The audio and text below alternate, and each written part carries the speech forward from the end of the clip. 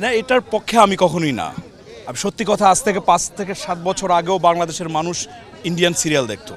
সেই জায়গা থেকে আমরা কিছু মানুষ বাংলা নাটকে ফিল্মের আমেজ নিয়ে আসছি, যে বাংলা নাটক দেখবে বাট এটা ফিল্মের আমেজ পাবে, যাতে করে আমাদের মা বোন যারা বয়স্ক মানুষ তারা যেন আবার বাংলা নাটকে ফিরে আসে।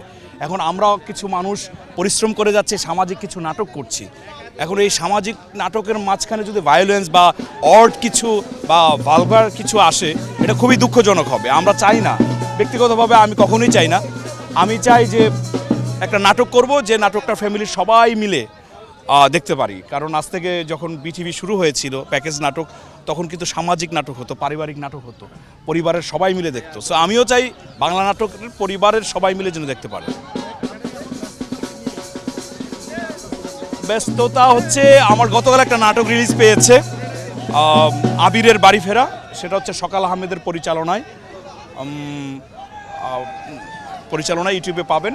তারপরে এখন ব্যস্ততা হচ্ছে আদিবাসী মিজান ভাইয়ের কাজ করেছি। আমাদের সবচেয়ে এখন যেটা জনপ্রিয়তা পেয়েছে কালো জাদু 1 এবং 2, আমরা পার্ট 3 আসছে কালো জাদু, যেটা বাংলাদেশে মোটামুটি একটা আলোড়ন তৈরি হয়েছে কালো জাদু। সো আমি বলবো যে সামনে কালো জাদু 3 আসছে, সেটা দেখবে সবাই। আর অন্যান্য নাটক নিয়ে তো ব্যস্ত আছি সব কিছু। আবিরের কোথায় ছিল, আবির আসলে কোথায় ছিল সেটা যদি বলে ফেলি তাহলে নাটকটা দেখতে চাইবে না।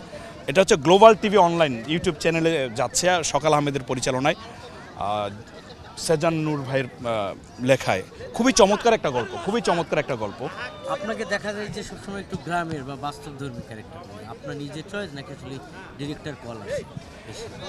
আমি তো একজন অভিনেতা, আমার কাছে আমি থিয়েটার অভিনেতা। আমি 2005 সাল থেকে অভিনয় করি, স্টিল নাও করছি।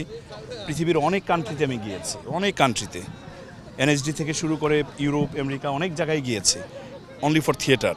সো আমি মনে করি সব ধরনের ক্যারেক্টার করার জন্য আমি ক্যাপাবল আল্লাহর রহমতে।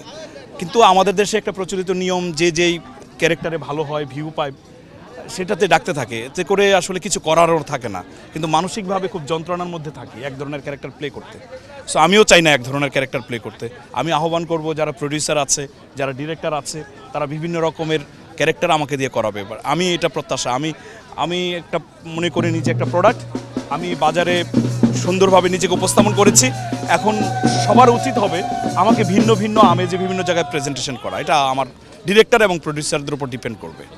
এখানে যারা ডিরেক্টর আছেন, আমরা তো আসলে সিলেক্টিভ কিছু ডিরেক্টরের সাথে হয়তো কাজ করি, কিন্তু এই জায়গায় আসার পরে সব ডিরেক্টরদের সাথেই পরিচয় হয়েছে, দেখা হয়েছে। যাদের সাথে অনেক আগে দেখা হয়েছে, মাঝখানে ব্যস্ততার কারণে দেখা হয়নি, আজকে আসার পরে মোটামুটি অনেকের সাথে দেখা হয়েছে। এটা খুবই একটা ভালো, মানে এতে করে ডিরেক্টরদের সাথে আর্টিস্টদের যে একটা বন্ধন, সে বন্ধনটা আর মজবুত হয় আমার কাছে মনে হয়। আসলে আমরা তো ব্যস্ত থাকি, ব্যস্ততার মাঝেও বছরে 1বার বা 2বার এরকম প্রোগ্রাম হলে খুবই ভালো হয়। চাকরি বাদ দিয়ে মানে আপনি অভিনয়ের সাথে যুক্ত হয়েছে, মানে আপনি জানেন কিভাবে? কতটা সফল? আমি যেটা মনে করি যে আপনার টার্গেট যদি থাকে অনেক দূর, অনেক বড়, তো মাঝখানে তো আসলে রেস্ট নিতে হয়, বিশ্রাম নিতে হয়। আমার শুরুতেই টার্গেট ছিল যে আমি শুধু অভিনয়টাই করবো আর কিছু করবো না। তো এটা তো লং প্রসেস, আমাদের দেশের বিশাল কঠিন জার্নি একটা। ওই জার্নিতে যাওয়ার জন্য একটু দম নিয়েছি, জব করেছি, 12-13 মাস জব করেছি, আবার জার্নি করেছি। মানে আমার কাছে মনে হয় সফলতার তো শেষ নাই। হয়তো ভবিষ্যতে আরও ভালো কিছু করার প্ল্যান আছে, বাট জব যখন করেছি মিডিয়া রিলেটেডই করেছি, সারাক্ষণ অভিনয়ের প্রতি আমার মনোযোগটা ছিল, চিন্তাভাবনা ছিল।